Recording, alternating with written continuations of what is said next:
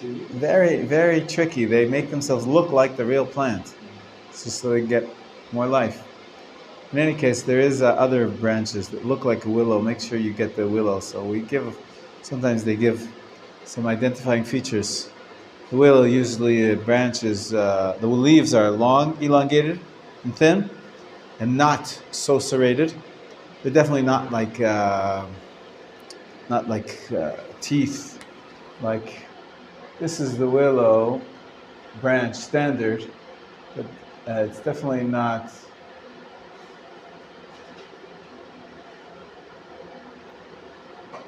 Right, there's the teeth-like thing. Sometimes you'll have a little bit of the teeth here, but that's okay. This is kosher. That's not a willow. That's one way to see. The other thing is that the willow stem,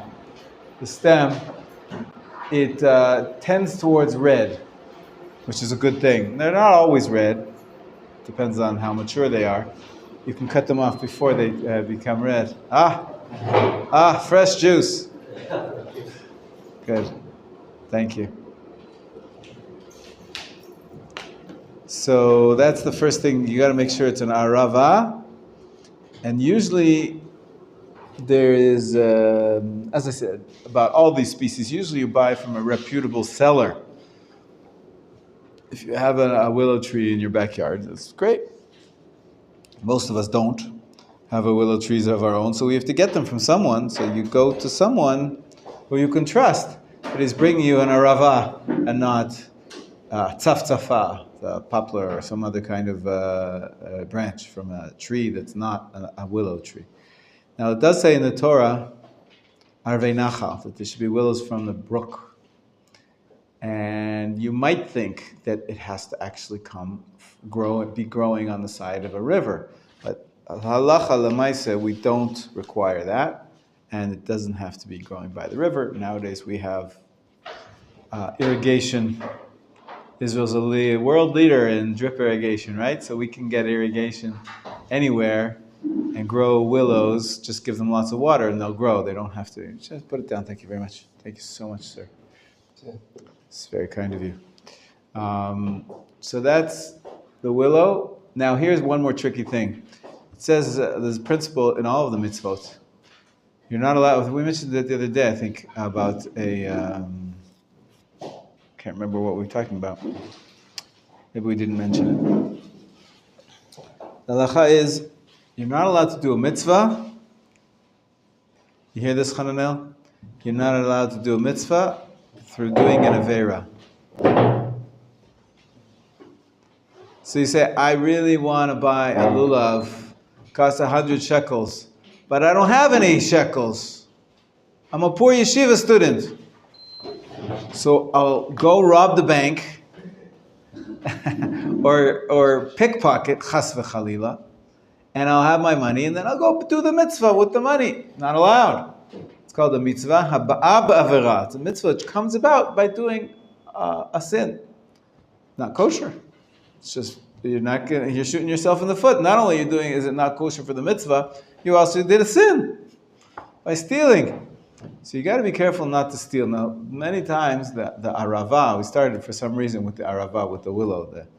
It's the cheapest of the four species because it's just a branch from a willow tree. Willow trees grow sometimes in the wild, and they're not uncommon, but not necessarily in your neighborhood, not necessarily in your yard, and so where do you get them? So sometimes kids will try to make a quick buck.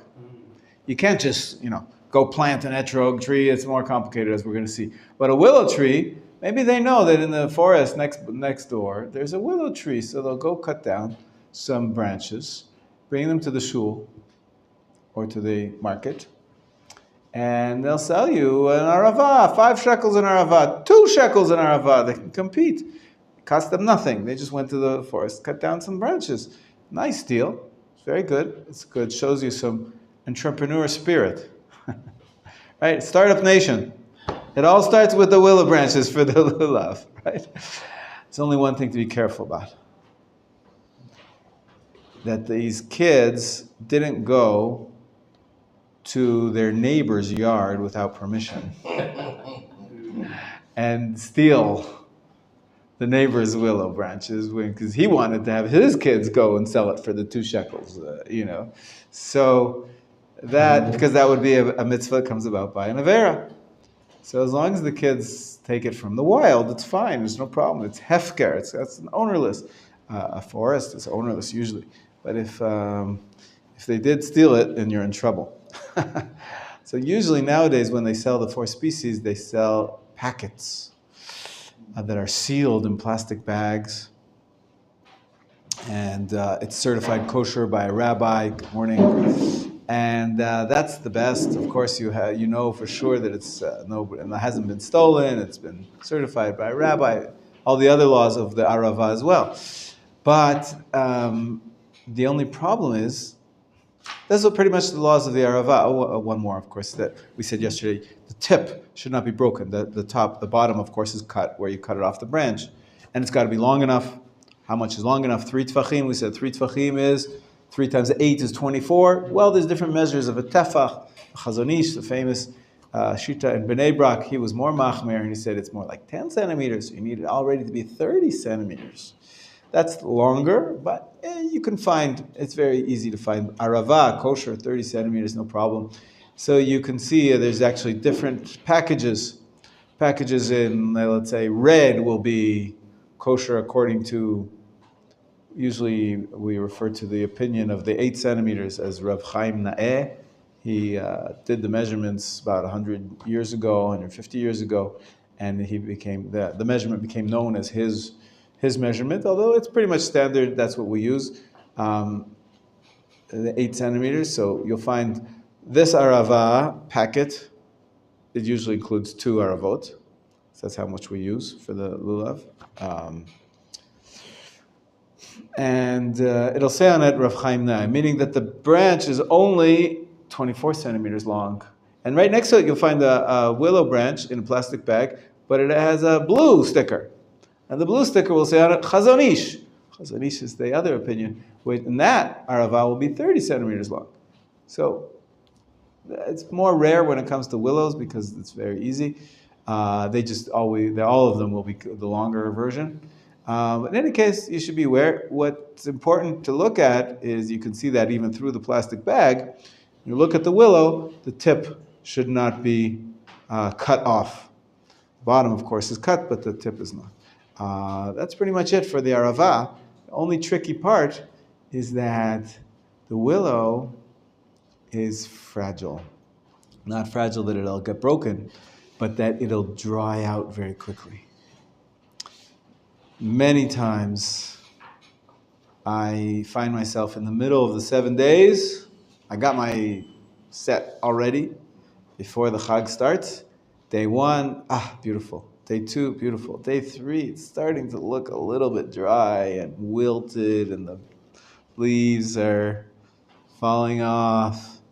And you have to have most of the leaves there. It has to be 50%, 51% of the leaves still on the branch. If the majority fall off, what we see yesterday, that's not called beautiful, or it loses its original form. So less than 51% of the branches, of the leaves on the branch, it's not kosher. So after a few days, usually I find myself looking for another 2 willow branches. So sometimes I go to my friend, Rav Michael Weinstein, has in his yard a willow tree, and he gives it out very nicely. Also, there's another place somebody planted some willows for the community. So and if not, you can go. Sometimes they'll give you, when you buy a set, they'll actually give you 2 sets of aravot. And one you'll keep in the thing with the arava, it dries out very quickly when it's out of the plastic and out of the refrigerator, like you do when you hold it and you shake your lulav with it every day. But if you keep it in the plastic and you keep it in the refrigerator, it can last a week, 2 weeks, 3 weeks even. So you'll keep one set in the fridge for after 3 days, you'll switch. You'll take out the old arava, put in the new ones, it's no problem.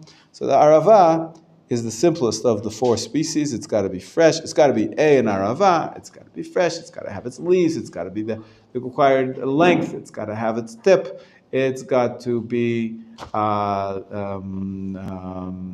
dried out, so that actually, if you leave the same willow branches for the entire Chag, probably still kosher.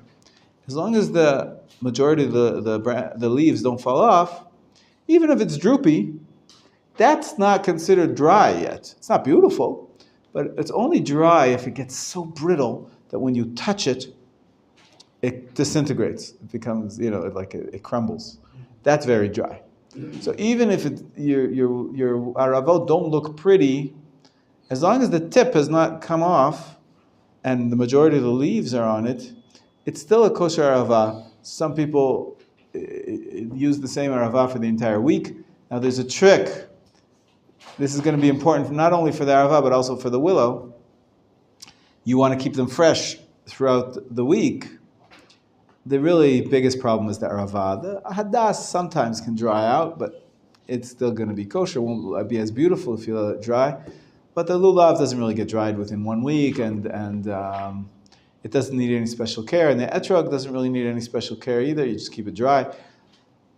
What some people do is they take a towel and they wet a towel and they wrap it around the hadas and the arava. There's a long lulav and arava.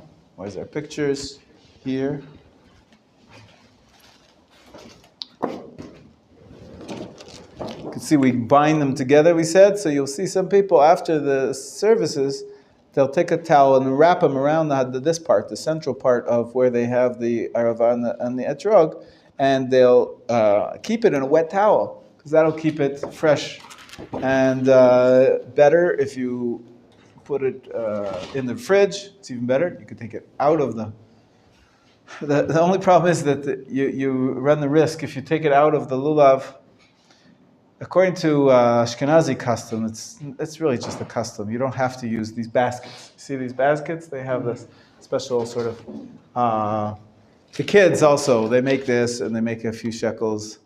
They do the weaving with some dried... It's actually lulav branch. It's you cut off some of the lulav branches, they dry them out, and then they turn them in 5 shekels. The truth is it has no name in Hebrew until today. Until today, everybody in the marketplace calls them by their Yiddish name. It's called a koisheklach. Koisheklach, it's like a little basket that has like two pockets, one for the hadassim, one for the aravot. And it's cute, it's nice, it's a nice way of binding together, it's very pretty. Right? We said ideally you should bind them together. You could just take one off your lulav before Chag, before the lulav becomes designated for its mitzvah. Take off one of the branches. We'll see later. The lulav is made up of many branches, and you could wrap it around the 3 species: the lulav, the etrog, the arava, and the hadas, and just tie a knot. Some people say you should do that. We'll get back to that in a minute. But the custom is in the Ashkenazi world to use these koisheklach baskets. And it's custom. If it's such a custom, it's fine. You don't have to. Some people like it, some people don't. The problem is that these koisheklach are often, they narrow. They get more and more narrow over time because it's, it dries up. The organic material dries up, and so they get thin. Also, they're sort of made that you can expand them and contract them. Sort of like the tube I showed you the other day, if you were in the shiur about teshuvah with the twisty tube. But anyways, these baskets, if they're too thin, and you try to take out hadassim, for example, you want to put the hadas in the refrigerator overnight, so it stays nice and green and fresh. When you pull it out of the basket, it's going to rip off some of the leaves, which is shooting yourself in the foot. You want to have all the leaves on. You don't want to be cutting off. The leaves have to be, a majority of the leaves have to be on there for it to be kosher. So if you pull it out of that basket and put it back in, and pull it out and put it back in every day, you're going to be ruining your hadas, also your arava. If you pull it out. There is a way, if you sort of push it together, then it expands a little bit. When you make it shorter, it gets wider, and then you can carefully pull them out. But many people don't like to pull them out because the leaves will fall off, and so they just take a wet towel and they put it on top of the koisheklach. They leave the hadas and the arava inside the little baskets and just put a wet towel on top. And that's a nice system, especially if you take that entire package with the lulav and your towel, and you put it into a plastic bag. That's why they sell, with most sets, they sell these long, elongated plastic bags, which protect your lulav, and they protect your hadas and arava as well. And if they can, also, if it's sealed tight, then it can keep the moisture in there with the towel, or even without the towel. It does help. You put a few drops of water in there, it helps the species remain moist, if that's clear. So far, so good? So we've talked only really about the arava, but we're learning things about all of the species and how to keep them fresh for the entire holiday. It's some pro tips here. Now, one more thing about the binding, once we spoke about the koisheklach.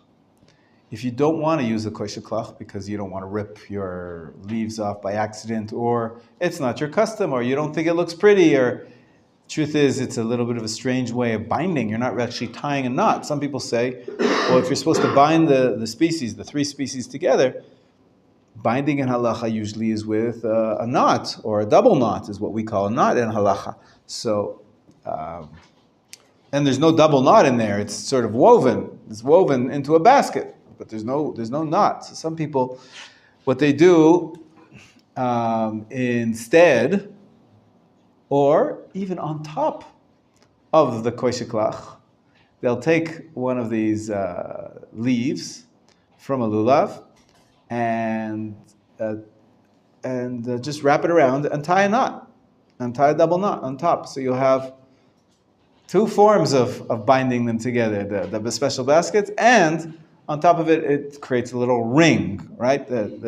Making a circle around so you make a ring. And then there's even customs about how many rings to make. Some people say, well, 3 is a very good number. Other Kabbalists say, well, there's 5 worlds. So we're going to have 5 rings that are binding the species together. And of course, there's not really room for 5 rings on top of the hadassim and aravot. So the rest of the rings we put on top of the lulav. And it is holding together the branches of the lulav a little bit. So you'll have some of the rings on the koisheklach, or on the species, the arava and the hadas, some of them just on the lulav, but you'll have 5. Other people say you should have, I'm trying to remember, what are the, maybe there's 13, could there be? I'm trying to remember. There's all sorts of opinions. And you'll have some communities where they actually take a string and they wrap it around the lulav, even a colorful string, gold, red. I've seen all sorts of colors to keep the branches together. That's a form of binding the species. Although, really, ideally, the most important binding, the one the halacha speaks about, is to connect the lulav and the arava, and the hadas and the arava to the lulav. And that one should be used with one of the species itself, meaning a lulav branch. You shouldn't be using a rubber band or just a regular string. If you want to do more fancy stuff around the lulav, you can use anything you want. But for actually binding the lulav with the hadas and the arava, you should use the organic material from the lulav. But it's not obligatory. You don't have to bind it at all, as we said. If you just don't have any extra lulav branches, you can just hold them together while you make the bracha. You hold the arava and the hadas and the lulav together, just with your hand, and the etrog on the other hand, and you make the bracha. It's fine. They don't have to be bound. But there's all sorts of enhancements of different ways of binding them. One more thing I will say about the binding is that some people, even the rings, they're not aware of what I just said, that maybe one of the reasons we do the rings is because we want to make a double knot. And they make these rings in a special fancy way where they're also essentially braided. I can teach you how to do it. I don't have a lulav here. I'm sorry. It's a little early. People are still getting ready for Yom Kippur, and we're talking about Sukkot. But you'll see in the marketplace, people make a ring by folding one edge over the other edge, and that I know how to do. I don't know how to make a kosher-klach, but I do know how to make these rings, and sort of one fits into the other, sort of like a slip knot, and you can make the rings with that too. You don't really have to have the double knot. It's a chumrah. It's a stringency. In any case, many people make these rings, and some people make 3, some people make 5, and they're all kosher, as I said. They're all just enhancements. If you don't have a family tradition, you could follow the standard of 3, I think, or just use the kosher klach. Really, the kosher klach is a form of binding. That's why it's there. So you don't need any other rings. Sometimes it helps to keep the kosher klach from sliding off your lulav. If it's just the kosher klach, there's a little hole in the bottom so that you can stick the lulav in, but it won't stick unless your lulav is very thick and the hole is very tiny. You need something to attach the lulav to this kosher klach. And so that's why at least one ring around them is useful, just so it doesn't slide off. But you don't really have to. If you're able to hold it in place, that's fine. It's more convenient to have at least some kind of a slip knot, some kind of a ring, at least one. It's just convenience. Okay? So we went from the arava to how we attach the arava to the lulav, and in the various types of customs of binding the lulav, the arava with the rest. Let's move on. Questions, comments? If they have I saw there's one person in Kotel, he put a lot of hadas. Yeah, there is a custom. There is a custom. Some Sephardi communities, they had more than we use. The standard is to use 3 hadassim and 2 aravot. But some people add more. That's a minimum. As we said, I saw yesterday, you only make a bracha if you have the minimum 2 plus 3. But if you want to add more, if the Ashkenazi custom is not 2, that's why you have these kosher klach. You can't fit more. You can barely fit the 3 in there, in those little baskets. They're very thin. Those sort of sleeves that they make out of these wicker braiding. But if you're not using them, if you're just going to tie them together with something, then you can have more hadassim and more aravot. There's a custom. I've seen it also. It's I think maybe a Yemenite custom, maybe it's some Sephardi, but it's rare. It's not the standard. The standard is 3 and 2, but it's kosher for sure. It's kosher. You can have many more. All the way back to Mishnaic times, that relates to different sages put in different numbers of hadassim and aravot. We have to have all 4. That's what the verse says. But how many of each? There were different customs. Okay. Yes, Hananel, you wanted to ask, and I'll take you to the next check. Yeah. Can I say about love and talk and I don't know the 2 Hadas and arava. It represent Israel. If it's what? They represent Israel, right? They represent Israel. Okay. Makes sense.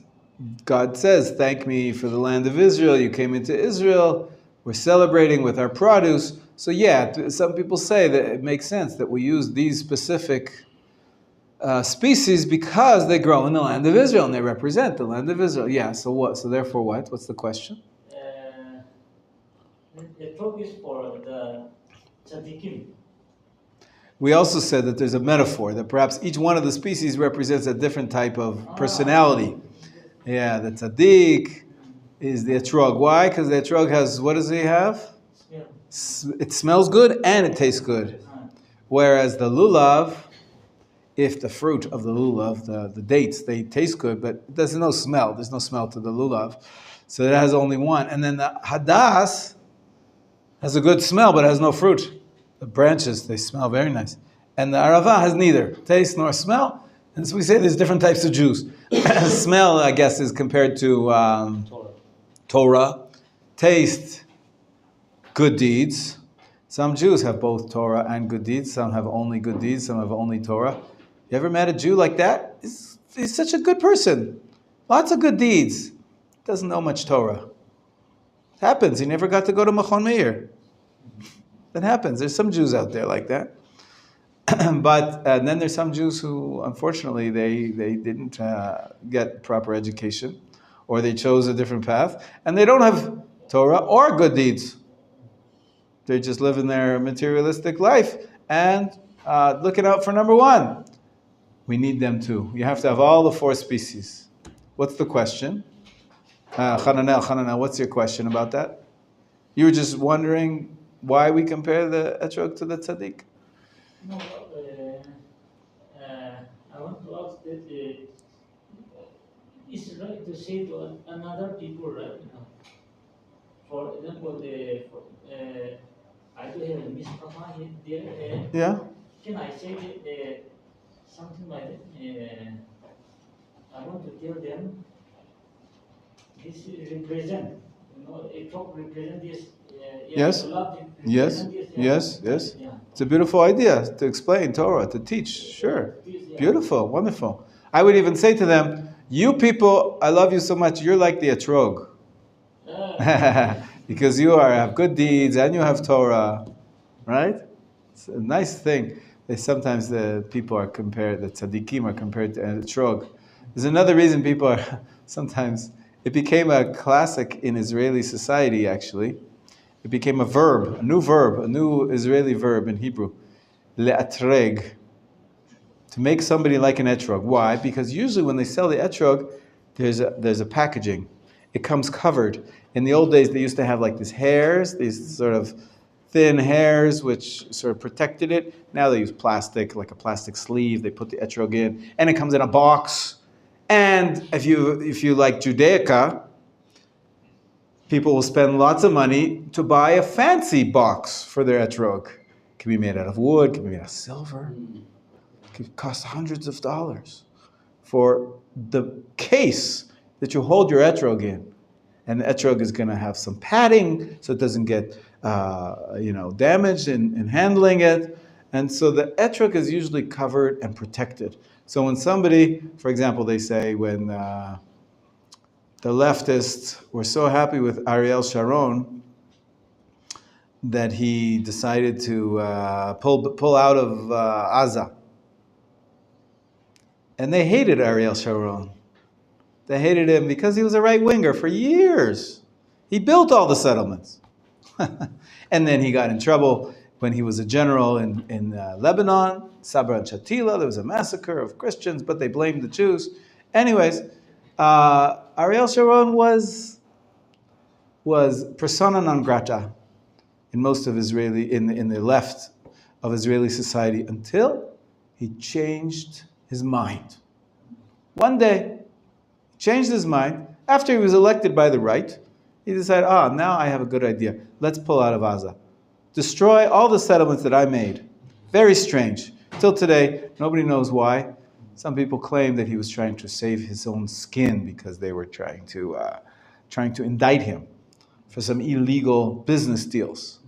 And so he figured as follows: if I do what the left wants, I'll pull out of Gaza. Well, they're going to support me, the left, who pretty much most of the press, and now we're finding out that most of the judiciary as well, the courts, most of them believe that it's a good thing for the Jews to pull out of Gaza.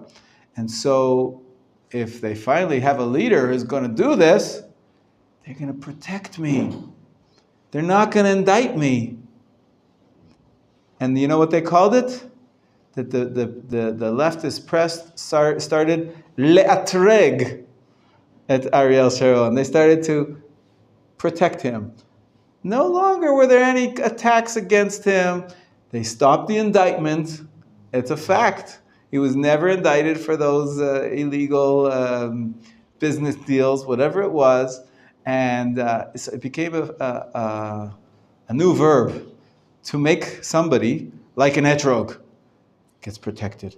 Gets protected. If somebody chooses to protect you, an etrog is protected. But anyways, sure, you can explain to people. It's a beautiful explanation of why the Torah has all four species. We have to bind them together. Yeah. One more question. Can I say a talk represent who study Torah and fulfill the mitzvah? And Yeah. mitzvah, and mitzvah, Yeah. Yeah. You love represent who study Torah and does not perform the mitzvah. Yeah. Sure. Yeah. Yeah. And then Michael or what? I don't know The Hadass. Hadas, who fulfill mitzvah but does not study the Torah. Right. And then Willow. Yeah. Arava. Represent who neither study Torah nor just mitzvah. That's right. That's what we read yesterday. That's right. We read that yesterday. It's a very common explanation. So this is correct. I can tell. Sure. Sure. Yeah. Yeah. It represents all the Israel, right? That's right. That's right. And we bind them together. We have to be together. If you want to insult somebody, it's called an arava. That's right. Yeah, absolutely. The opposite is true as well. The problem is we all think that the other one's the Arava. He thinks you're the Arava. You think he's the Arava. That's the opposite of unity, huh? Well, let God decide who's the tzaddik. You do your best. That's my approach. All right? Okay, so we're back to the laws. So far, we talked about the Arava, the binding together, and a little bit of the how to protect your four species keep them fresh for the 7 days, and how to protect your etrog as well. We even jumped to that. So to protect the four species, you were saying there's a special basket that you carry them around in? So the basket doesn't really protect them. What protects them would be more the plastic sheath. Yeah, usually it's like a hard plastic. Usually they put a rod in there, like some kind of a firm rod, so that it keeps the shape of the lulav. That way, when you're traveling on the bus or wherever it is, and you're going in and out the door, the tip of the lulav we're going to see, maybe we'll talk about lulav next, you don't want it to be broken off, just like the tip of the arava shouldn't be broken off.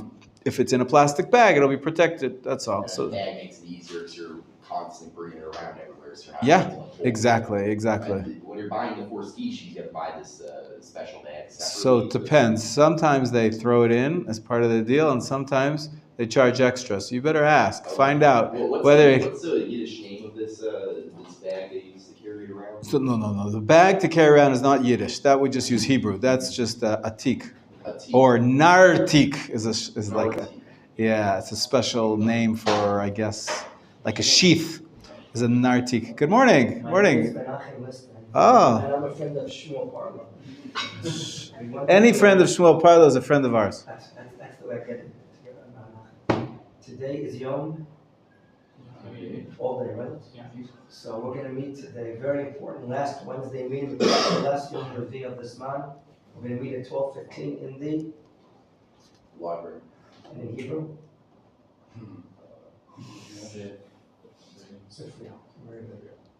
Okay. I wanted to commend Hananel. I received very strong words from Rabbi Levi. That he's been proactive and he's initiating a chabruti called up Rabbi Levi. Excellent. Very happy to hear that. That's right. Shukach. So we'll see everyone today at 12:15. Be there or be a circle. So an artique is the name of the basket. The plastic sheathing is hard. Everything is regular today. Because the Tshuva conference, we'll talk about it when it would be ideal to go later this afternoon. Sure. Beautiful. Okay. We'll talk about it. Yeah. Okay. So it's not the basket; it's the plastic. The plastic is the nartik. The little basket, sort of woven from reeds or from branches of the lulav, is called koisheklach. Koisheklach. I think it comes from a corruption of the word kesher. Kesher means a knot.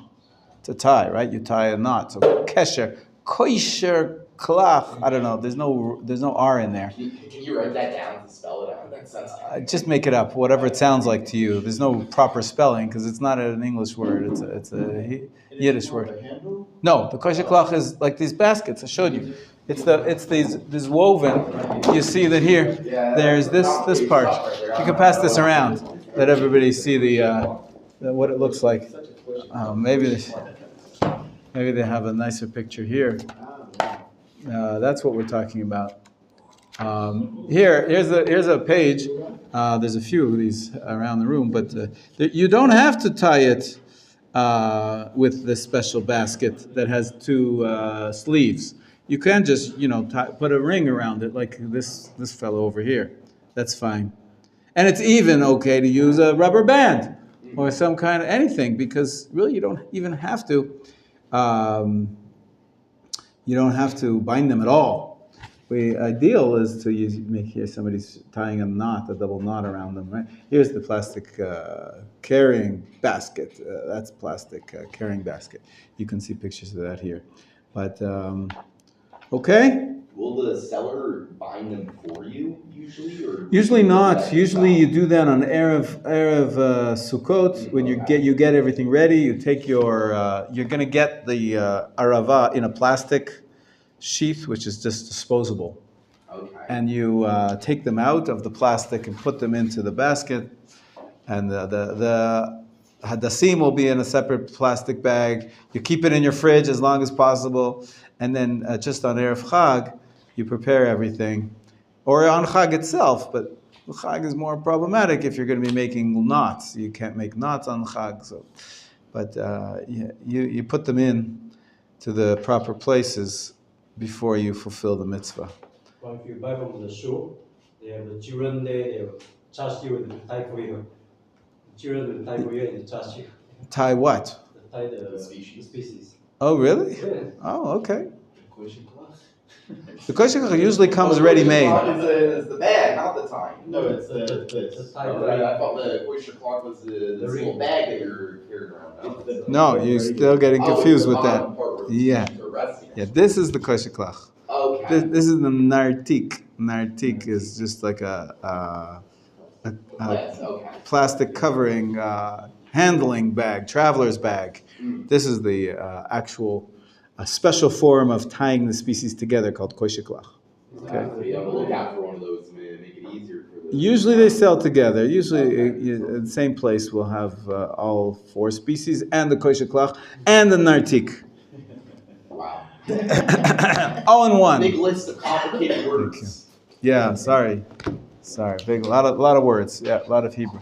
Yes, Shmuel, what did you want to ask? Is there a paper for a kosher? Not that I know of. It's a good place to go. Yeah. Not that I know of. Yeah.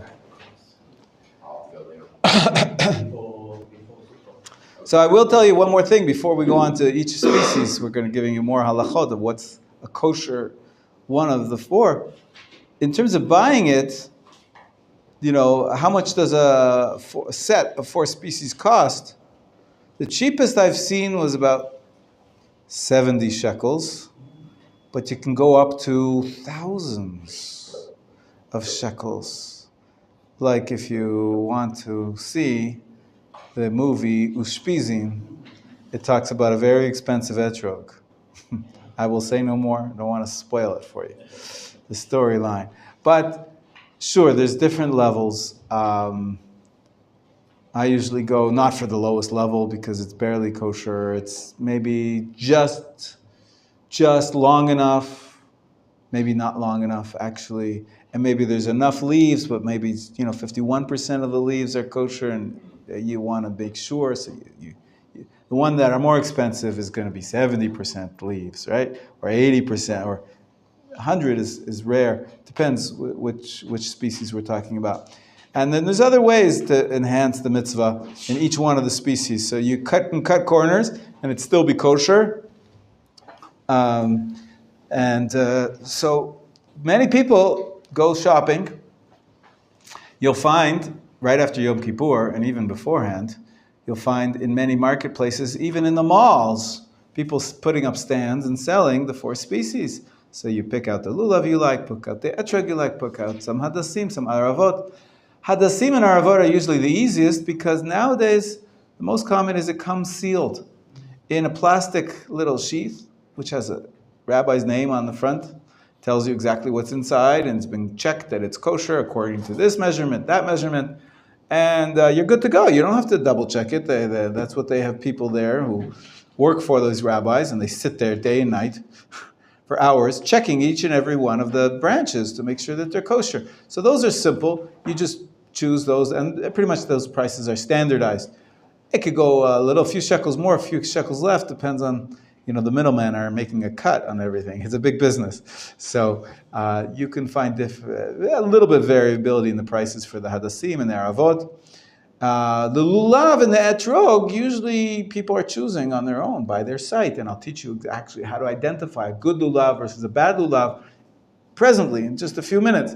And an etrog as well. We're going to talk about what's a nice etrog versus a not nice etrog. However, there is another system that for many years I've been using.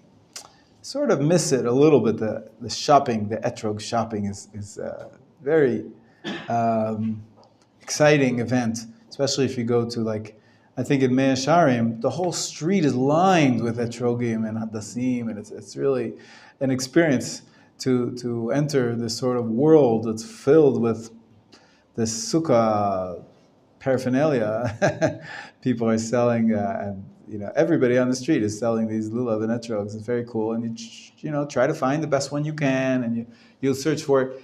But I find that especially for the layman who doesn't really know all the laws just right, because there's a lot of complicated laws. Exactly, if there's a hole in it, if there's something missing, if it's a discoloration, what color is it, how big is it? And there's a lot of details about the etrog, just like there's a lot of details about a kosher tefillin. Remember, we saw this expert scribe here, how to write the tefillin, how to form them, how to sew them together. So there's a lot of laws about everything in Judaism. So for the layman, it's not usually the best idea to choose your own etrog. So you say, oh, this looks nice. Take it to the rabbi. They'll say, inferior quality. See this, you didn't notice there's a black spot over here, and look at the bottom, and you really need an expert eye. Some marketplaces, like in Meir Sharim, they have a rabbi on call. You actually say to the seller, listen, I'm interested in this etrog, but I want to double check. Can I? And you wait in line. He tells you, kosher, medium. I said I should get a different in a pre-checked. That comes. Good idea if it saves instead of wandering through endless sellers of etrogim and looking at it and not really knowing what you're looking for, and you can spend hours and hours, and you have to make the calculation about what's a better use of your time when you're a beginner. If you really don't know the laws, you're going to have to ask a rabbi anyways. Just get a pre-packaged set. Now there's one other, so that's a pro tip, is get the closed, and by the way, you can buy closed boxes, A grade, B, and grade C. You can have different levels, Mahadrin, and you'll pay more. You'll pay 50 shekels for an etrog of one quality, 70 shekels for an etrog of a higher quality, 100 shekels for an etrog of a higher quality. So, because the rabbis have pre-checked them and said, this one's kosher, but not beautiful. The other one's okay, mediocre, and etc., etc. So, even in the closed boxes, as I've been using, there's a new phenomenon. I think it's maybe already more than 5, maybe even 8 years. A new organization came and said, I don't know if you're aware, and I don't want to make anybody, jaded, but this market, it's a business like any other business, and people started to notice that a willow branch doesn't cost much. Even a lulav doesn't cost much. Even with the transportation from the plantation, from where the date trees are, how much should it cost? And an etrog also, it's a fruit. A fruit should cost 1,000 shekels, right? A fruit can cost you 5 shekels. It's, what's with this? So there are costs. You have to, take care of the orchard, and you have to. But the bottom line is somebody's making a lot of money here. And usually these wholesalers and the marketers, each one down the line till you get to your retailer, everybody's taking a cut.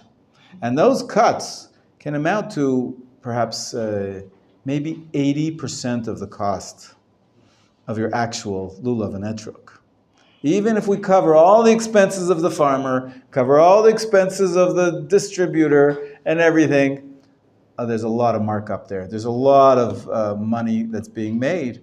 And listen, until a couple years ago, we didn't have a choice. I'm not going to go and, unless I have a tree in my backyard, unless I happen to own all 4 species, I need some help. So I pay people for the help.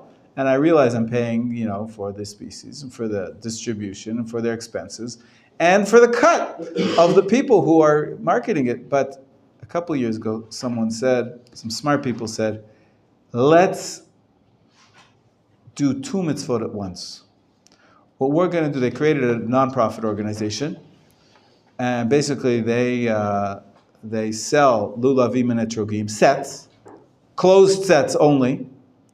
You don't get to choose. You get a closed set, which is beneficial anyways, I was saying just before, in some circumstances. You don't get to choose your own, but you get to choose, grade A, B, or C, and you get and you can get the highest quality without choosing. And you get it delivered to your home, and all the proceeds, that 80% of the cost. So let's say this year I already ordered 110 shekels. I got the highest level set. They have 110, and they have 90, and the 80, I forget. So I figured, okay, I'll go with the 110. Maybe if I choose the highest level, it'll be kosher. Just being cynical here. Because anyways, it's nice to get the highest level. It's not a lot of money, 110 shekels. So I ordered one. It comes to delivered to my neighborhood. I go pick it up before holiday. Where does the profits go to? Profits go to tzedakah. And there's a list, there's over 100 different charity organizations. You can choose the one of your preference, the one you like, or the one you know of, or you can just choose to give it to everybody equally. And so you're doing 2 mitzvot at once.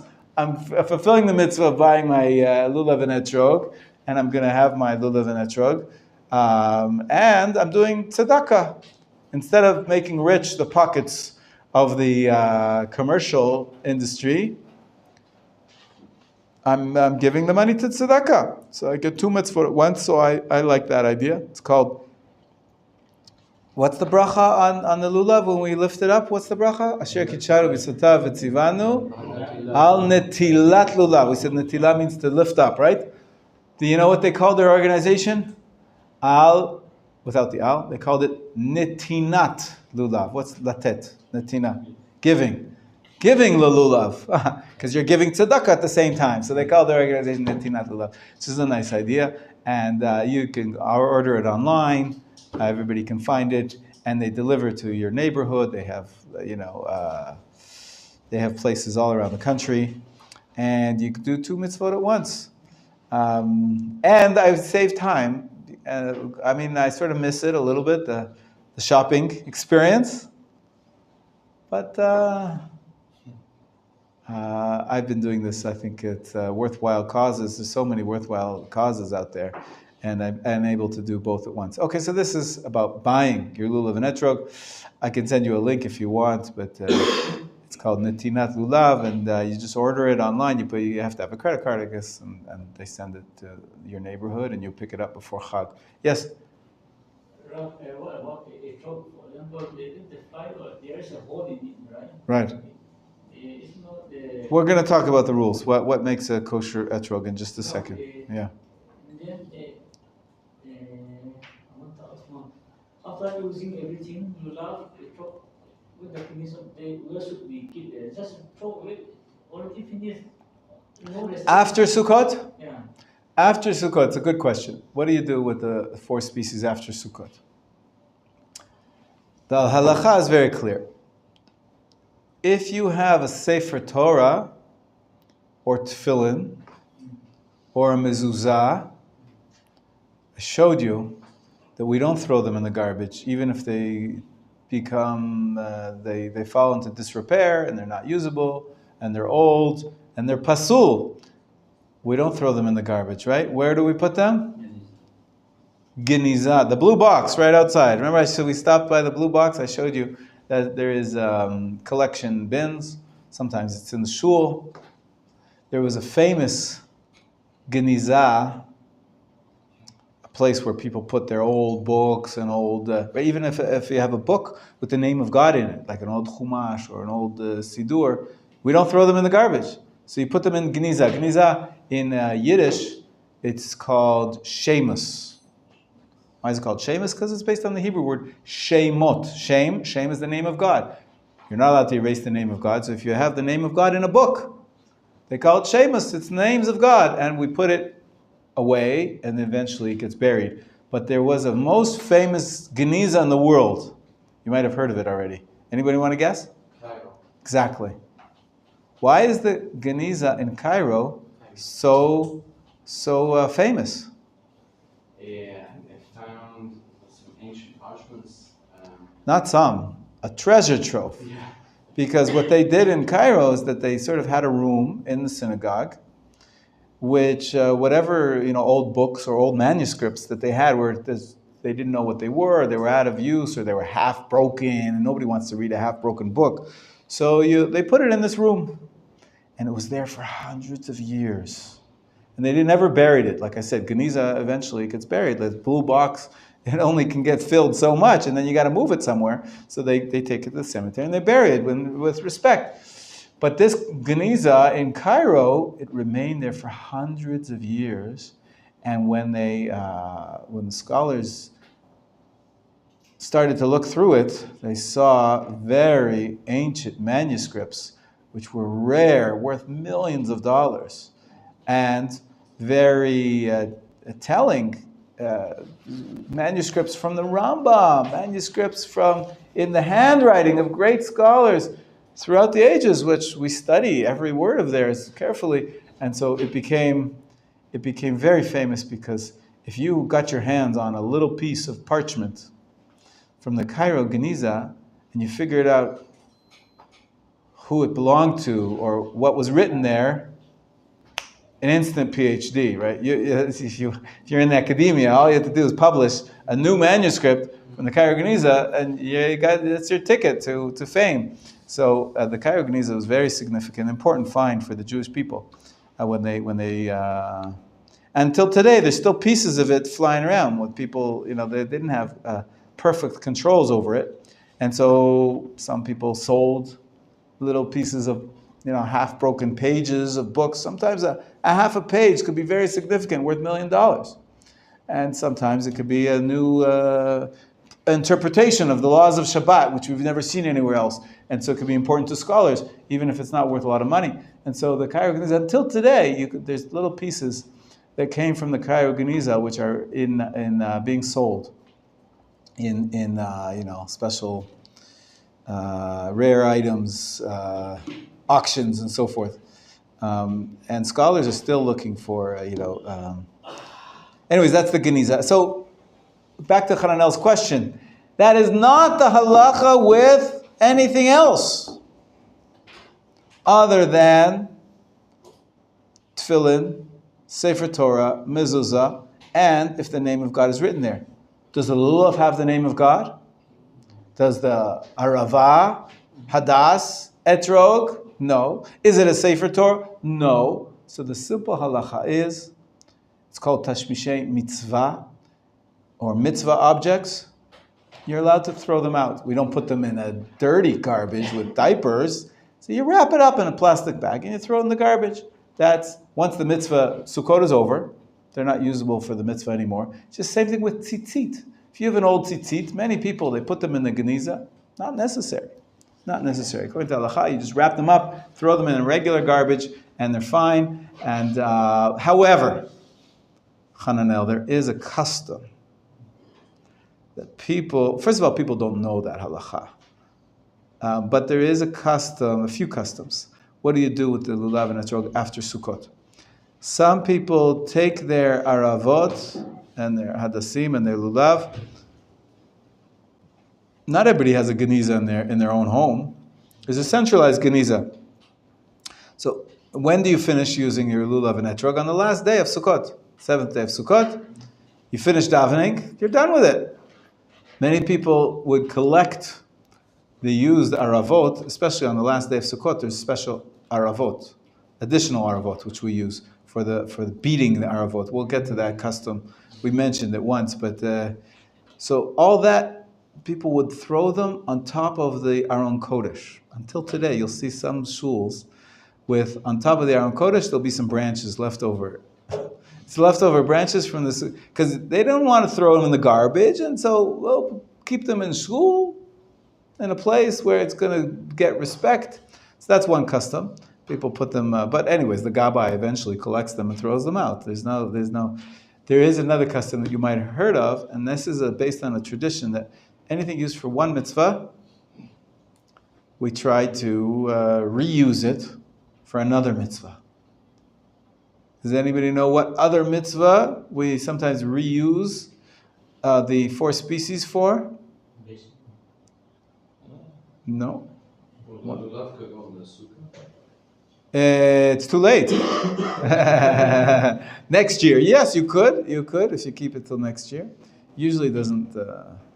What other mitzvah do you see sometimes people bringing out their an old, dried out lulav for? When did they burn it? Before Lag BaOmer. Lag BaOmer is not really a mitzvah. There is a custom to light bonfires, but before that, there's an important mitzvah that has to do with burning. Yes. What do we burn? We burn the chametz on Erev Pesach. So many people, they keep their lulav until Erev Pesach. 6 months later, they take it out and they connect one mitzvah to the other mitzvah. It's very nice. Nice custom. If you like having a dried out lulav around for 6 months of the year. But you don't have to do that. It's a nice custom. But some people keep the lulav around. Really, all you have to, it comes with a plastic bag usually, right? The traveling case, nartik, we called it. So if it's in the nartik, just put it in the garbage. You can put that in the garbage. It's once the holiday's over and you're done with the mitzvah, it's protected, it's covered, it's respectful. You throw it in the regular garbage, it's fine. Some people make the mistake. Now this is really criminal. They save their lulav until Erev Pesach. They take it to burning of chametz, and they take the lulav in the plastic bag, and they put it into the fire on Erev Pesach. Now you're ruining the environment because the plastics gives off toxins and all sorts of, poison for everybody, and that's just stupid and irresponsible. But some people don't know the difference. They're trying to do the right thing and say, "Oh, there's a custom: save the lulav and put it into the fire when you're burning your chametz," and they don't take it out of the plastic. That's we have to teach the public to be more aware of not burning plastic. Anyways, thanks for the question about what we do with the species afterwards. What else is there? So we'll go back. We talked about the arava. Let's talk about now the lulav. The lulav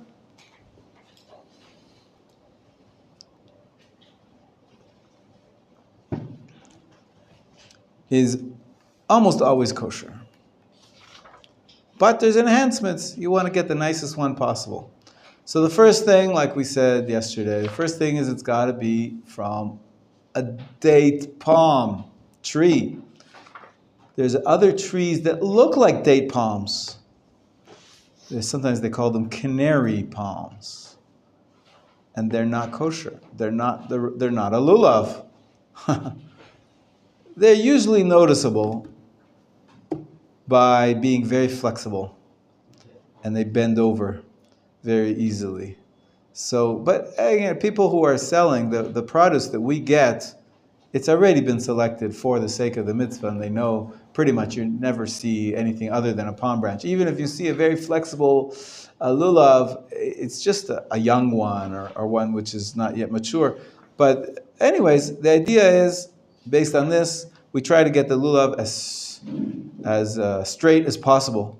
Also, that's one of the what makes it beautiful is that you'll see people going like this, like with looking at the straightness. Does it have a wavy bend? Does it bend right, left? I'll take another one. I'll look for the most straight lulav possible. That's ideal. It's kosher even if it's a little bit bent. If it's bent over like this, that's not kosher. But if it's like this, or like this, or like this, it's still kosher. It doesn't have to be absolutely straight, but there's an enhancement that it should be as straight as possible. Most important halacha, as I said, is that it's a lulav. And I said that's pretty much all we get. Another important halacha is that the tip is not broken off. Tip is broken off. Like we said, it's not kosher for the arava. It's not kosher for the lulav either. Can't have the tip broken off. In the pictures, you have that picture right here. I showed you the other day. Here it is. The tip of each of these three species broken off is not kosher. The truth is, if the tip of the etrog is broken off, it's also not kosher. We'll talk about the etrog later. But so most lulavim in every stand are kosher because most of them have their tips on them, and most of them are straight. They're not bent over like this. And so how to distinguish between them? So we said one thing is that the more straight, the better. Another thing is you could have one with lots of leaves and lots of green leaves, and it's nice and moist, and that's beautiful. As opposed to you could have a very thin lulav with very few branches, and it's a little bit dry, it's a little bit yellow, so it's not as pretty. It's still kosher as long as it's not absolutely dry. It's kosher. We talked about the length. It has to be at least 4 tfachim, so that's 8 times 4, 24 centimeters. Most lulavim are at least 60 centimeters. So all the lulavim are kosher, pretty much. There is one thing people look at, even with a magnifying glass sometimes. What are they so careful about? All the lulavim are kosher. There is a halacha that says as follows. Now, here's the... I need the picture book. Can I get the children's book for a second? The lulav is made out of, I'll do it like this. First of all, I'll use the book like this. Each leaf in the lulav looks like this. It has 2 parts to it, connected to a spine. Okay? The spine is here, and each leaf is actually 2 leaves. So you have one next to the other, next to the other, next to the other. That's your lulav, okay? So ideally, all of these leaves should be together. Together meaning this is not broken. That the pairs, the twin of this double leaf remains sealed, remain connected. That it's connected all the way up. But sometimes what happens is, when the lulav gets handled, or as it grows more mature, these 2 leaves split apart. I don't have a book here to show you, but here I have an example. I can use this. Okay, here we have a double. You see it's a double? Sometimes what happens is that this binding, it gets split at the top. These 2 leaves that are together, they're still together, but some of them get split even more. Is that kosher? Still 2 leaves, but it's split. It's not chopped off. Chopped off, that's not kosher. But the rest of it is still kosher. Well, there's a split. So the law is that for most of Sukkot, as long as it's 51% from the bottom closed, it's not considered split. And so most of the lulavim, sometimes you will see a tiny little split. But that's not significant. Some people are machmir. The first day we're more machmir, but so that's what they're looking for. They're looking to see. Now, the truth is, there are opinions that say each and every one of those leaves, like I said, there's lots of leaves next to each other, each one has to be closed. The halacha follows the opinion that it's only the middle one. So you look for the middle leaf. From all of the right-hand side and from the left-hand side, usually there's a little stem. Let me draw a picture for you, and then it'll be a little clearer. So here's your lulav. Your lulav is made up of many different double leaves that are together. Now, when you see it, it's this is an enlarged picture. They're actually right next to each other. Each one of them is doubled. So we said you want to make sure that they're not split down the middle, each one. But really, halacha says what matters is the middle one. So how do you know what the middle one is? So you look. Now, of course, the lulav continues down till here, but sometimes this is enlarged. This is like, you can see the actual stem has not branches, but it's actually a thicker little piece. And so you look for the one that's coming out of the stem. The central branch that comes out of the stem, that's the one we care about most. It's usually the tallest one. It's usually the tallest one, and it's usually the center one. So you look from the stem which one is coming out in the middle, and that's the one that you've got to check, not only that it's not broken off, but also that it's not split, like I was showing you over here. Now, the most machmir people, the most machmir approach is, I don't want it to be split at all. I want to have it totally closed on top. That's ideal. And so that's what people are looking for when they check a lulav, to see that the middle branches, the middle twin, is not split at all. Now, unfortunately, it's like some people are like a bull in a china shop. I want to buy a lulav, so I want to check it out. I want to make sure it's kosher. So what am I going to do? I'm going to start to pick apart the leaves, right? Because I'm looking to see which one's the middle one until I finally find the middle one, and I want to make sure that it's together. And by the handling it, you actually split it. You got to be careful not to ruin the produce, ruin the merchandise for anybody. So, but you look at it to make sure that I see. You can see it that it's sealed up at the top, and if it's sealed, and it's straight, and it's nice and green, you got yourself, and it's long enough. You got yourself a kosher lulav. That's it. The differences between the best lulavim are the ones that are sealed on the top, the middle leaf, more than the others. And then there's one question. Oh, you have pictures there? Great, excellent. Show them. Is it kind of seating on the top? Yeah, that's the brown. I was just going to talk about that. That's called in Hebrew kora. Kora is this sort of like this membrane. It's like a brown sort of sheathing, which the lulav naturally has. It's part of the lulav, and it falls off usually. Now, when it's sealed by this brown sort of wrapping, it's a natural wrapping. It's it's like from the tree. You can't pick it apart to check. So you'll have some Ashkenazim, particularly, they say, I don't know what's inside.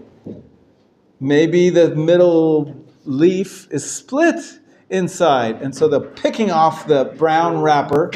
Sephardim say, if it's closed by the wrapper, stands to reason, how would it get split? And it's actually the best is to buy a lulav with this brown wrapping on it, and then you don't have to check it. But Ashkenazim don't, they usually like to check things. And so some people like it with the korah, some people like it without the korah. There's lots of variation, and they're all kosher as long as, as I said, nowadays, this year, because the first day is Shabbat, and really it's only the first day that we have the most stringencies because it's d'oraita only on the first day. So for the rest 6 days of Sukkot, all you need is that it's not 51% split. Almost every lulav that you pick up is going to be kosher this year, without any question.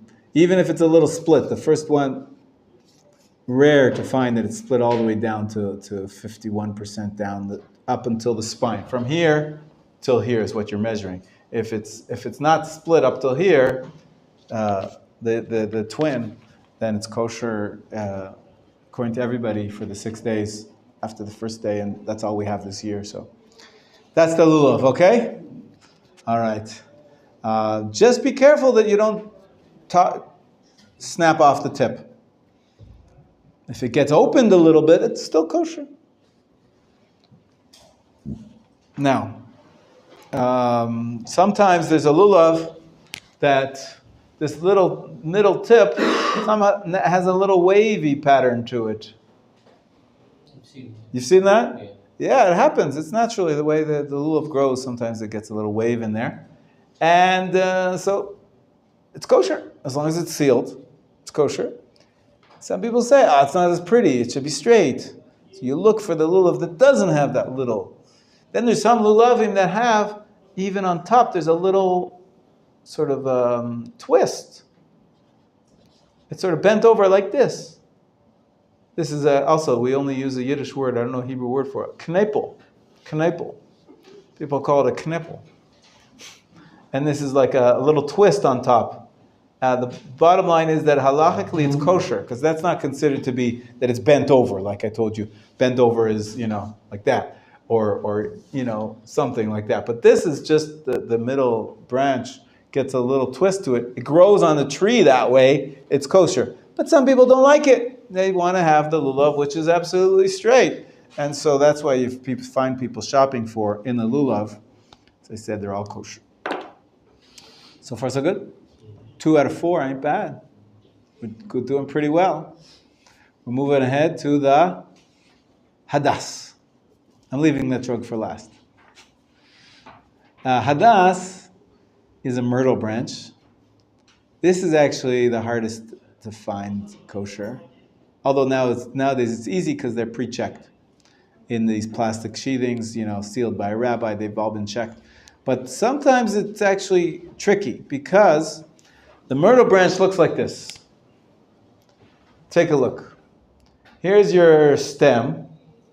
And then you have leaves coming out of one spot. And then you have more leaves coming out of the next spot. It's called mishulash, from the word shalosh, where you have threesomes of leaves. All up and down. Of course, the tip should not be broken off. That we know. It has to have the minimum measurement of 3 tfachim, right? Which is 24 or 30 if you're being Machon Meir. And we have to have, here's the trick. For the hadas, not only do we have to have the 51% of the leaves that are on the stem,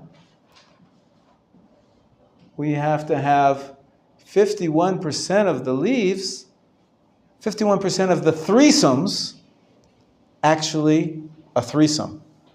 They have to come out of the same height, the same spot, essentially. Right? If I enlarge the picture,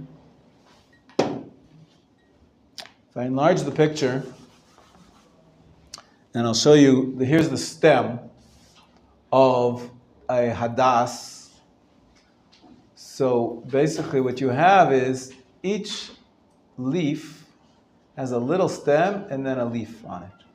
Okay? And then you have another stem with a leaf on it. And then ideally you have another stem with a leaf on it. Okay, so that's mishulash, hadas mishulash. Because pretty much they all come out of the same height. The same place on the stem. That's what makes it a mishulash. Now it's actually harder to find an entire hadas for 30 centimeters or 24 centimeters where all of these leaves come out precisely as a threesome. And that's where you have the variation between maybe prices. Because you'll have, this is a set of hadassim, and there's 3 hadassim, right? Each lulav we use 3 hadassim. The hadassim maybe it's kosher if it's 51%. But ideally you'd want to have 100%. All of these threesomes are there. Sometimes you'll have, for example, here I'll draw another one. Here's one coming out over here. And then this one's coming out over here. And this one's coming out over here. You see they're not, there's a variation here. There's a distance between one and the other. Is that still considered to be mishulash? How wide? So it's hard to, it's not mishulash if they're not if they're not coming out of the same location, the same level, the same height level. Anyways, so in that variation range between 100% mishulash and 51% mishulash, that's where you're going to get your mahadrin. That's where you're going to get your extra special kosher hadas. Because of not all the hadassim are mishulashim, with that cluster of 3 leaves coming from the same height. Is that clear? It's considered kosher if 51% is meshulash, but we're ideally looking for 100. Exactly. Precisely. And then the same thing we said about preserving them fresh for the week. The hadas has a stronger stem. The stem is actually very thick, and it could survive a week without water, but usually we put it in the water together with the hadas to keep it fresh. It does stay fresher, and it's more beautiful. So if you put one in the fridge, if you put the arava in a towel, you'll put the hadas in the towel as well, just to keep them fresh. The best is a plastic bag in the fridge, but it's not always possible. And you want to make sure, again, the most important part is don't have the tip cut off. And of course that it's actual myrtle branch. So here we rely on the sellers. There's a kosher stamp. Rabbis look at them ahead of time and determine. They sit there with buckets full of these branches. And they go one by one and they count how many leaves are mishulash and how many are not. And they'll have grade A, grade B, grade C, anything from 50, 60, 70 to closer to 90%. That's going to be the best, highest quality. It's rare to find 100% mishulash, in my experience. But you do the best you can. So that's why I was telling you, you can buy a kosher set or a mahadrin set or super mahadrin set. Because there's all these variations between, like we said about the lulav, with the little variations, which one's considered to be the highest quality. And now the hadas is the most clearest one, how much mishulash it is. So far so good. What other thing is there to say about the hadassim? Yeah. If I carry the hadas and while carrying, it fall down, right? Yeah. Touching, for example, it fall down the leaf, Yeah. What will happen now? You have to check it to see if the tip was broken off. It's not kosher, right? The tip is broken off. It's not kosher. What will happen? For example, I cannot fulfill the mitzvah. Correct. You cannot make a bracha on the 4 species unless you have 3 kosher hadassim there. So you can still fulfill the mitzvah with 1 hadas, as long as one of the 3 is kosher, but you don't make a bracha on it unless you've got 3 kosher hadassim. Can I use another? Sure, take another one. Go buy another one. Sure, you can do that. On that day, Take your friends. You can use your friends. Yeah, I said earlier, I didn't mention it today, that you're allowed to borrow someone else's 4 species. You don't have your own. You don't have to have your own. There is a chumrah on the first day, which doesn't apply now this year, that on the first day it should be yours. And but the rest of the days you just borrow it, and it's fine. You don't have to use your own lulav and etrog. If something happens to yours and gets broken, use your friends. You can borrow. But usually if it falls down, as long as you still have 51% of leaves, it's still kosher. As long as the tip is not cut off and you have 51% of leaves, it's kosher. 51% mishulash when it comes to the hadas. Arava is not mishulash. Arava doesn't have to be mishulash. Okay? Great. Moving right along. We have reached the tzaddik. Etrog. What are the rules of the etrog? So let's take a look at inside. chapter 4. Open up your books for a second. We'll quickly go through the species.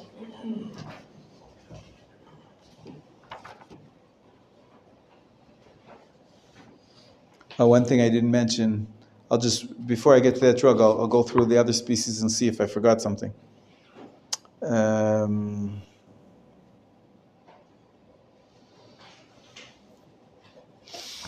One thing I didn't mention is that for the lulav, you want the branches to be clinging tightly to each other, not spread open.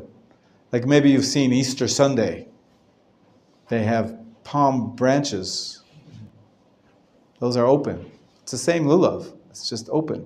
Our tradition is we use the closed lulav. If it's a little bit open, it's okay, but the more closed is, that's nicer. It must be from the dead palm tree, is it? Or other palm trees? Is special.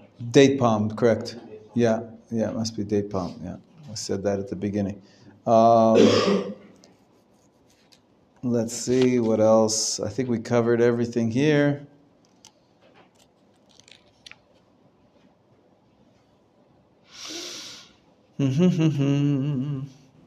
Another element of the beauty of a hadass is that in the most beautiful hadassim, you can't see the stem at all, because each threesome reaches the threesome above it.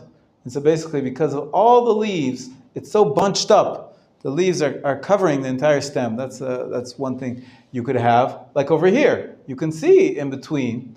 It doesn't invalidate it, but it's not as beautiful. So you have another enhancement of the hadas that pretty much, usually the leaves cover the stem. And most are very beautiful. Sometimes the hadas has berries on them. Right? In between, you have a beautiful hadas. All of a sudden, you'll see popping out. You'll see some berries. That's the way it grows. So it depends how many berries there are. It can invalidate the hadas, but hey, you just pick off the berries and it's kosher again. That's easy. Usually you don't get the berries. The ones that are already prepared for you in the plastic bags, there's no berries there. But if it's just a minimal amount of berries, they're still kosher. Okay, let's see if I forgot anything here about... No, I think I covered it. Oh, all right, we're up to the etrog now. All right, questions so far? Ready for the etrog? Yes, Hananel. For example, the Sukkot was on the Sabbath. Can I take the lulav? The muktzeh, right? Right. We don't use the lulav and etrog on Shabbat. I wonder where he mentions this here in the book. We spoke about it when we spoke about it regarding the shofar, of course. Every year, if the shofar comes out on Shabbat, if Rosh Hashanah comes out on Shabbat, and Sukkot also comes out on Shabbat, and either by Torah law or by rabbinic decree, we don't carry those items. And so we don't fulfill the mitzvah of the Torah. By the rabbinic power, authority, they said it's not worth it for us to violate the Shabbat, to have people risk violating the Shabbat, and so we don't fulfill that mitzvah of lulav and etrog on Shabbat. We say the prayers without it. Next 6 days, now we have the custom. Since the takana of Rabbi Yochanan ben Zakkai, after the temple was destroyed, he said everywhere in the world should be take the lulav for 7 days, not just for 1 day, as the Torah says. And so we have another 6 chances to use our lulav and etrog, but not on Shabbat. So on Shabbat, it's muktzeh. You're right. It's not for any use. It's set aside, and you shouldn't be handling the lulav and etrog on Shabbat. But for the purpose of just smelling Smelling is a good question. smelling the species. So there is a rule that says the species, anything used for a mitzvah gets designated for the mitzvah. The way we say designated in Hebrew is muktzeh. You know about that word from the laws of Shabbat. The laws of Shabbat, there's certain things that are set aside, designated, or not designated for use. They're set aside for not using them on Shabbat, like sticks and stones. There's no purpose for those on Shabbat, so you're not allowed to carry them. Or a pen. A pen is muktzeh on Shabbat because the rabbi said you're not allowed to carry it, to handle it, because you might start to write. So there's different types of muktzeh, but muktzeh means it's set aside. It's set aside to not use. The myrtle branch that you bought for 100 shekels with your lulav and hadas and the etrog, why did you buy them? Why did you spend so much money for a fruit?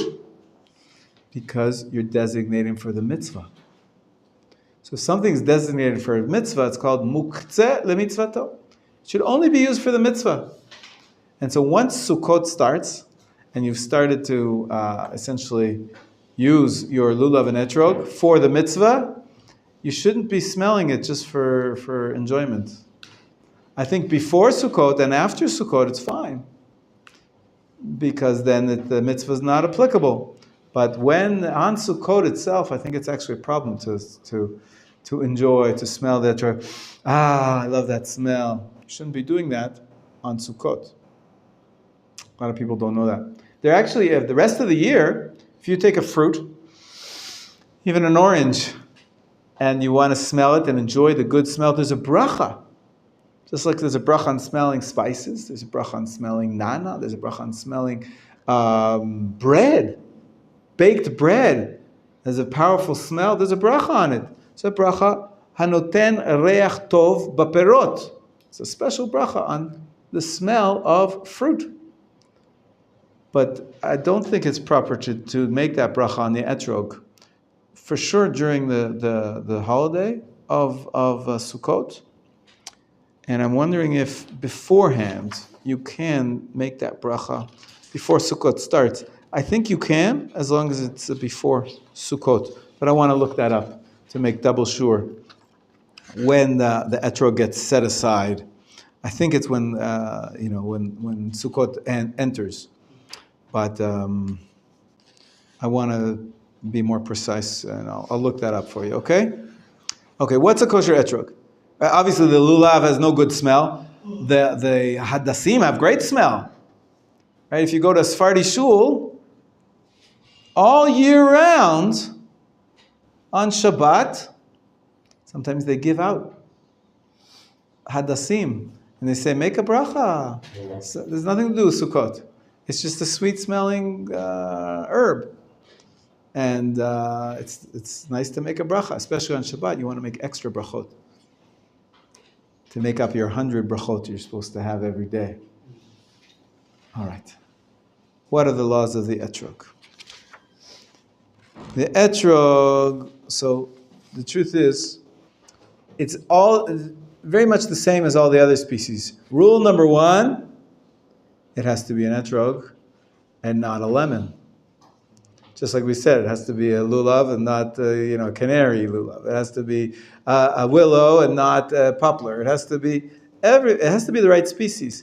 And believe it or not, this is harder than you would think. This is actually what makes the etrog so expensive.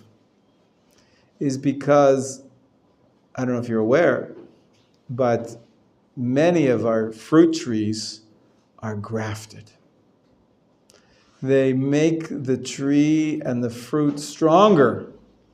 If you take, for example, a lemon and you graft it onto the trunk of an apple tree. I'm giving an example. I'm not a farmer, so I don't know exactly.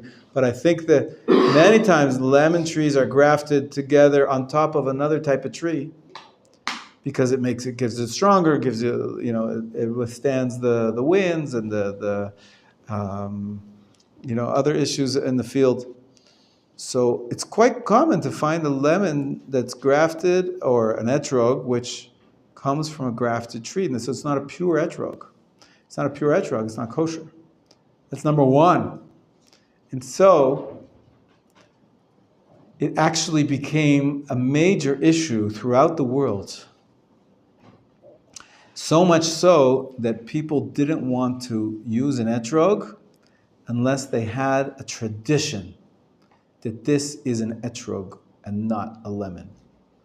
It's called a citron in English. I think people would call the etrog a citron and not another citrus fruit that looks like an etrog. The lemon, of course, very much looks like an etrog. We'll see some distinguishing factors. Sometimes you could just look at it and say, oh, the rabbis wanted to help you know what's the difference between a lemon and an etrog. I'll tell you what the signs are. But the bottom line is, these signs are a little bit hard to measure. And Shalom Ariel, how you doing? Did you get a call from a friend of mine? No? Okay. Yes, you hopefully you will. We're looking for an apartment for a cheap rent, maybe in Beit El, that you know of something. Very cheap, yeah. I'm looking for Mr. Benjamin's bed. Right here. Is he okay? He feels a little bit lightheaded. Oh, so... And considering recent... Yeah, event. So you're going to take him in? I think we're going to... I don't have my car, but I'll make the call. I see. Maybe. Okay. Let's see how it is. If it's... So give him a drink. He didn't even drink his tea this morning. He didn't drink his tea. Yeah, it's his. The book is ours, but the tea is his. Give him his tea. Maybe he wants to drink it. Maybe he didn't drink enough this morning. It's simple as that. It could be something else. It's good. Pay attention. Yeah. Thank you, Ariel. Thank you. Okay. In any case, the etrog, some people say, I'm not going to make a bracha on the etrog unless I know that it comes from a tree or an orchard that has a tradition that these are kosher etrogim and not any other kind of citrus fruit. One of the most famous places that has a tradition that these are kosher etrogim, believe it or not, anybody know? Calabria. It's a small town in Italy. There's a tradition that those are kosher etrogim. Until today, the Chabad Hasidim, they're very careful to import etrogim from Italy because we know that etrogim from Calabria are kosher species. They're for sure etrogim and not grafted in any way. There was a big debate 100 years ago when the settlers came to the land of Israel, started to develop, cultivate produce here. Rav Kook went on a public campaign to tell everybody, have no fear, the etrogim from the land of Israel are kosher. And to this day, Israel is one of the central producers of etrogim. And they're considered to be etrog she'eino murkav. Murkav is grafted. So, and until today, really that's the most significant thing about the kashrut of an etrog. And that's why it makes sense to look for an etrog in a box, sealed. It tells you where it came from. And it'll say, this comes from the orchard of, I can't remember right now. There's Schwartz etrogs. Okay, everybody knows the Schwartz family. They've had an orchard of etrogim for 100 years, so that's a kosher etrog.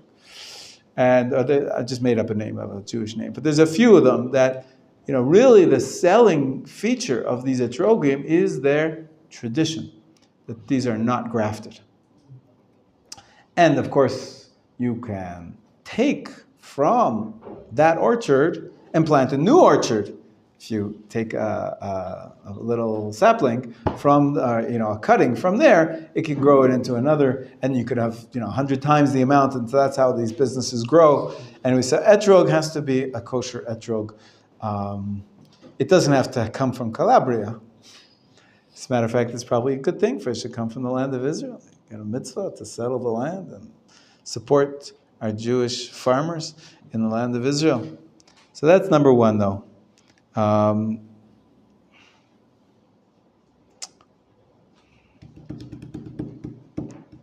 Yeah. For example, it is a holy land, right? Holy land. Yeah. The product, for example, everything grown in Israel is holy, something like that. That's right. Why, for example, I'm too about buying things from Italy, we say, before, Right. it's just like it's against Hashem, right? It's not against Hashem, but I understand what you're asking. It's a little odd. Here you are in the Holy Land, and you have an etrog from the land of Israel. It definitely is a special holy fruit. Why would you choose to go outside of Israel to Italy and get an etrog from Italy? That doesn't have the holiness of the land of Israel. You're right, it's a little odd. Only if you say, well, I only trust that tradition, that those are the only kosher etrogim, and I'm not convinced that the etrogim in Eretz Yisrael are not grafted in any way. And this pretty much has been accepted worldwide, that you can have kosher etrogim outside of Italy. It doesn't have to be from Italy. And in the land of Israel, you're right. The ones in the land of Israel have a double benefit, enhancement, is that you're enjoying the fruit of the land. Especially, and this we'll maybe talk about more a little bit tomorrow, especially, it's a little tricky though in the land of Israel. Like any fruit from the land of Israel, you have to take off trumot and masrot. There's certain tithes. Okay, so you have to have supervision that they've done that and taken off the requisite tithes. But that's pretty easy to do. We do that every day. To make the fruit and vegetables kosher in Israel, they have to be tithed. So we know how to do that. So we do that, and then it's fine. And they have the beautiful fruit from the land of Israel. Okay, so we just started the laws of etrog. We're going to have to continue tomorrow. And tomorrow we're going to play a game also about all these laws. I have a game. I'll bring it in for our last day for 3 weeks. Bezrat Hashem. And we'll finish up the laws of Sukkot as much as possible. Our brief survey, of course. You have the books. Again, I always say, go back, refer to the books.